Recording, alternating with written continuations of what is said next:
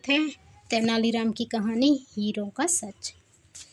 एक बार राजा कृष्णदेव राय दरबार में बैठे मंत्रियों के साथ विचार विमर्श कर रहे थे कि तभी एक व्यक्ति उनके सामने आकर कहने लगा, महाराज मेरे साथ न्याय करें, मेरे मालिक ने मुझे धोखा दिया है।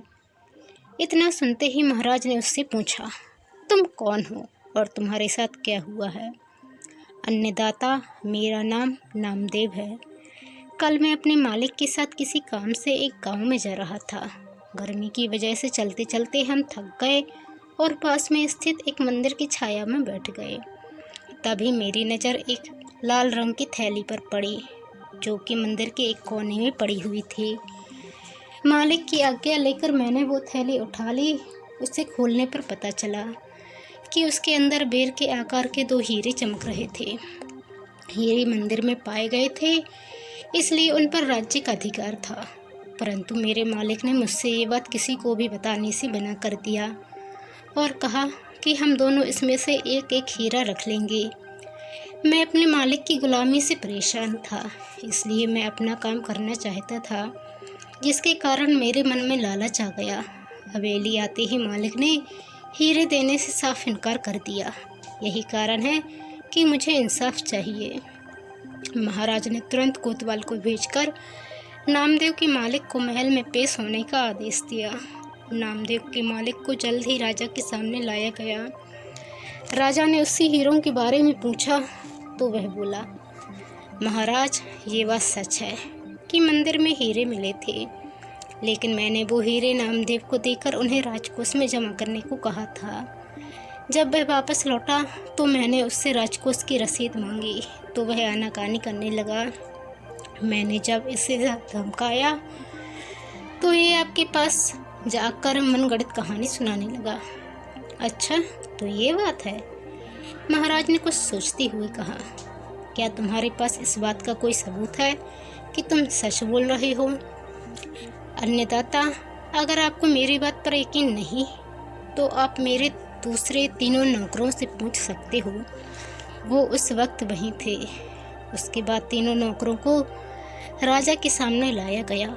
तीनों ने नामदेव के खिलाफ गवाही दी। महाराज 3 नौकरों और मालिक को वहीं बिठाकर अपने विश्राम कक्ष में चले गए और सेनापति तेनालीराम महामंत्री को भी इस विषय में बात करने के लिए वहां बुलवा लिया।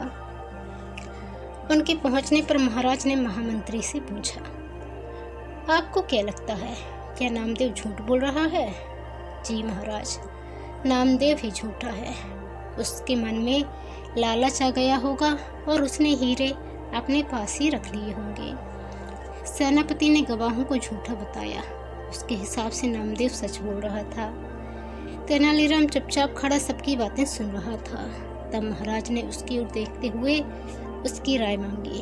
तेनालीराम बोला, महाराज, कौन झूठा है और कौन सच्चा, इस बात का अभी पता लग जाएगा, परंतु आप लोगों को कुछ समय के लिए पर्दे के पीछे छुपना होगा। महाराज इस बात से सहमत हो गए, क्योंकि वो जल्दी से जल्दी इस मसले को सुलझाना चाहते थे, इसलिए पर्दे के पीछे जाकर छुप गए। महामंत्री और सेनापति मुँह सिकोड़ते हुए पर्दे के पीछे चले गए।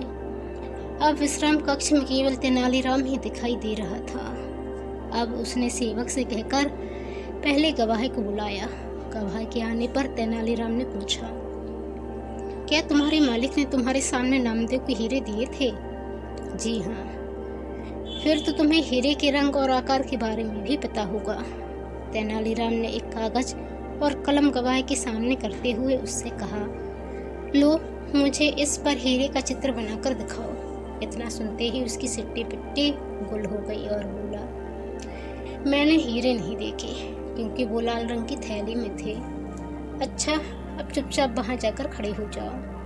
अब दूसरे गवाह को बुलाकर उससे भी यही प्रश्न पूछा गया।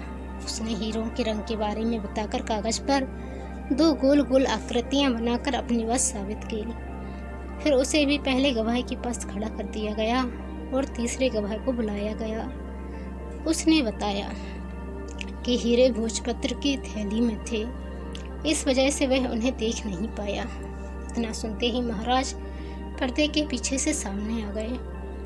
महाराज को देखते ही तीनों घबरा गए और समझ गए कि अब सच बोलने में ही उनकी भलाई है। तीनों महाराज के पैरों पर पड़कर माफ़ी मांगने लगे और बोले, हमें झूठ बोलने के लिए हमारे मालिक ने धमकाया था और नौकरी से निकालने की धमकी दी थी, इसलिए हमें झूठ बोलना पड़ा। महाराज ने तुरंत मालिक के घर की तलाशी के आदेश दे दिए। तलाशी लेने पर दोनों हीरे बरामद कर लिए गए। सजा के तौर पर मालिक को 10,000 स्वर्ण मुद्राएं नामदेव को देनी पड़ी और 20,000 स्वर्ण मुद्राएं जुर्माने के तौर पर भरनी पड़ी, जबकि बरामद हुए दोनों हीरे राजकोष में जमा कर लिए गए। इस प्रकार तेनालीराम की मदद से महाराज ने नामदेव के हक में फैसला सुनाया। तो दोस्तों, आपको ये कहानी कैसी लगी कमेंट कर जरूर बताएं। चैनल पर नए आए हैं तो चैनल को सब्सक्राइब कर बेल आइकन को क्लिक कर लें। धन्यवाद। जय हिंद।